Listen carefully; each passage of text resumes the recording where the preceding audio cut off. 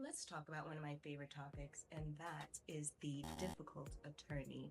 Because no one talks about that. They talk about the work that paralegals do, what paralegals are expected to bring to the table, but in actuality, they don't talk about dealing with difficult attorneys. And that is a big part of what we do.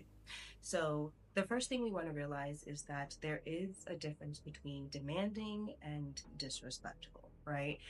The law field is stressful. A lot of attorneys are under a lot of stress.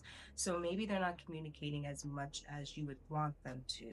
Maybe they are not giving you the feedback that you need. But a big part of what we do and what separates the experienced paralegal from the inexperienced paralegal is really assessing the whole situation, right? Maybe you're getting back one word responses when you give them that pleading that they asked for just wrong, but they're not explaining what is wrong.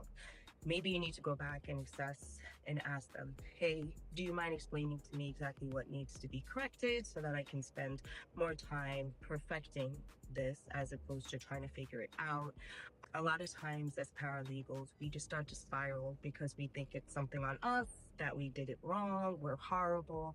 But a lot of times it's really learning how to communicate with that demand that the attorney is under and really differentiating what's disrespectful versus demanding, right? If they're calling you names, if they're just out of pocket, absolutely, we're not going to have any of that in the profession. However, if it just becomes a matter of you're trying to communicate with them, you're trying to understand where you may have gone wrong, and maybe just trying to find that channel to communicate better with them and really demanding their time so that you can ensure that you're producing what they want. So just keeping that in mind that difficult attorneys are going to be in this field. They are under a lot of stress. We all are. But as paralegals, we should not take it personally. Please don't spiral, but make sure you absolutely draw that line between demand and disrespectful.